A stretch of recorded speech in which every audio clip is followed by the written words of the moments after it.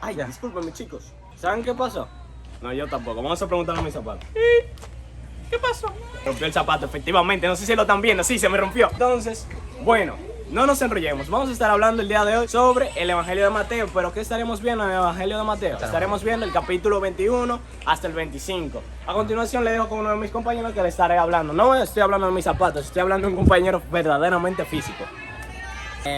Les voy a hacer un resumen rápido del capítulo 21 de Mateo. Empezamos por la entrada triunfal de Jesús hacia Jerusalén, donde aquí se cumple una profecía, ya que el hecho de que varias personas gritaran Hosanna en el momento que Jesús entraba a Jerusalén con un asno, se cumple una profecía, la limpieza del templo.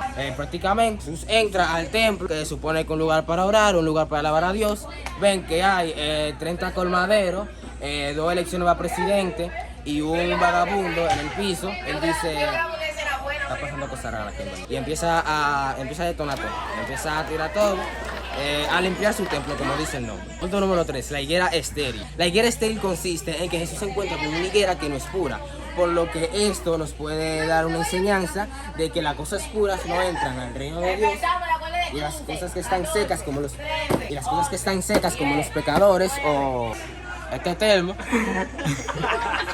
no entran al reino de los cielos. Güey, loco, tú no sabes que me quiero ir, loco. ¿Qué algo? La chica ¿dónde está? Ah, mi Albert ahí, loco. ¡Oh, Dios! Güey, Albert, loco. Vamos a grabar, compadre. Ya va, Vamos a grabar, compadre. Vamos a grabar. Ok. Del capítulo 22 de Mateo. En el capítulo 22 de Mateo, Jesús habló de las parábolas de las bodas.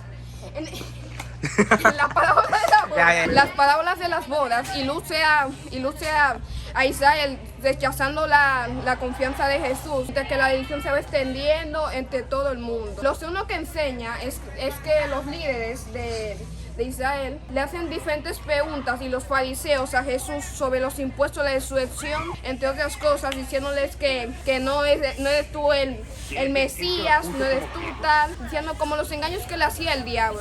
Podemos ver en el capítulo 22 que en tal versículo, del versículo digamos 7, se muestra que no confían en nada en Jesús que fuera el Mesías, sino lo que creen que es un falso Mesías, que dice mentiras, que no confía. Pero en palabras, Jesús le calla la boca a los saduceos, fariseos y a los israelitas, diciendo que él es el Mesías, el verdadero, el rey de reyes, el mejor, el inigualable. Terminando con esto, ya como le dije, la parábola de las bodas es sumamente importante, que Israel negó a Jesús como el Mesías, diciéndole diferentes preguntas, y fue todo en conclusión.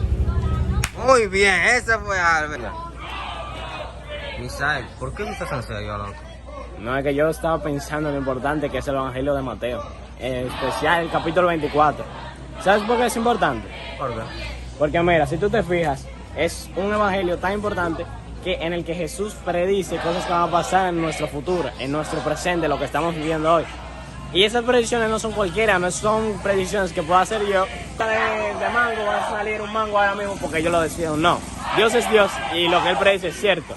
Como Dios es Dios, lo que Él predice es cierto y toda su palabra es verdadera. Por lo tanto, realmente el capítulo 24 de Mateo es conocido por el discurso que Jesús dio en el Monte de los Olivos, pero también es conocido por la destrucción del templo, la gran tribulación y por el final de los tiempos. Pero no es lo mismo que yo se lo diga al aire libre, por decirlo así, que te da boca para afuera, pero vamos a explicarle un poquito. Lo cierto es que lo primero que se dice en el Evangelio de Mateo, capítulo 24, es que se va a destruir el templo, que a los discípulos le causa muchas preguntas sobre por qué se va a destruir el templo, y Jesús lo va a ir respondiendo un poquito más adelante, cuando dice que en los últimos tiempos habrán terremotos, rumores de guerra, corrupción en todas partes y demás cosas. Y bien, también se nos habla sobre los falsos profetas y las señales cósmicas. Es decir, que en el periodo de los fin de los tiempos, como les estaba diciendo, habrá muchas personas que se harán llamar profetas y no lo serán. También habrá muchas señales cósmicas en la introducción a la verdadera señal, la señal de Jesucristo. Entonces, vamos a hablar ahora sobre el capítulo 25 de Mateo. como sigue diciendo, entonces, en el capítulo 25 de Mateo nos habla sobre lo que son la parábola de los talentos y también lo que es el juicio de las naciones. Iniciando con lo que son la parábola de los 10 talentos. Aquí se nos habla sobre lo que son un hombre, o sea, se supone, por ejemplo, un hombre reparte varios talentos. Dos hombres que son súper inteligentes. Ellos se agarran y en vez de quedarse estancados con sus talentos, y lo que hacen es beneficiarse de ellos. Entre estos hombres hay uno que es un bruto. Este agarró y cogió miedo, vergüenza. Y entonces, él agarró y sus talentos y agarró y hizo así. Y tiró sus talentos y los guardó. Cuando llegó el hombre, por así decirlo, supongamos el señor, a recoger sus talentos, él le pregunta: hey tú, ¿y los talentos que yo te presté? Bueno, tenía aquí. Tú sabes, porque me dio vergüenza y lo guardé para usted. Y usted no es de Dios, pero es durísimo. Y por eso se quedó sin talento. Suben de lo que aplica el Señor, que el Señor nos da talentos a todos. Y entonces, si nosotros agarramos y guardamos los talentos, no los ponemos en funcionamiento ni nos engrandecemos en ellos, pues nos va a pasar como el tercero. Nos vamos a quedar en el suelo, normalito. Y con el otro punto, tenemos lo que es el juicio a las naciones. Esto dice el Señor, por así decirlo, como Él va a juzgar a las naciones. Él va a ser como si fuera un pastor. Él va a agarrar, va a separar lo que son los corderos de los cabritos. Los corderos representan lo que son las personas cristianas que hicieron lo correcto y que contribuyeron con el Señor. Y los corderitos, los cabritos, son, por así decirlo, los que obviamente contribuyeron al Señor. Así dice el Señor que va a juzgar a las naciones. Él va a agarrar, los separa como un pastor y se lleva a los que sí son dignos para ir al cielo. O sea, a los que sí hicieron lo correcto. Hola, yo soy Diego. En esta ocasión yo les voy a explicar sobre el Evangelio de Mateo, específicamente el capítulo 23. En este capítulo, Jesús criticaba fuertemente a los escribas y fariseos, que eran los líderes de Jerusalén en ese tiempo, los líderes religiosos de Jerusalén. Ellos imponían leyes o reglas que ejercían la religión, pero ellos, a pesar de imponerlas, no las cumplían. Jesús les criticaba por ser unos hipócritas y guías ciegos, pues a pesar de imponer esas leyes, como ya mencioné, ¿cómo puedes tú imponer algo que tú no sigues o que tú más bien no practicas? Jesús, además de recriminarles ese hecho, les mencionaba las 7 maldiciones que en la Biblia se pueden identificar porque cada frase empieza con "ay de ustedes". El capítulo 23 de Mateo también mencionaba que esos falsos guías daban diezmos muy pobres, mientras que Jesús buscaba que cada persona diera lo mejor que tuviera. Jesús también se lamentaba por el pueblo de Jerusalén. Él decía que el pueblo quedaría desierto y que no lo verían hasta que dijeran: bendito sea el que viene del Señor. Una conclusión o una enseñanza que nos podemos llevar del capítulo 21 es la importancia de lo que es la fe y cumplir nuestras promesas.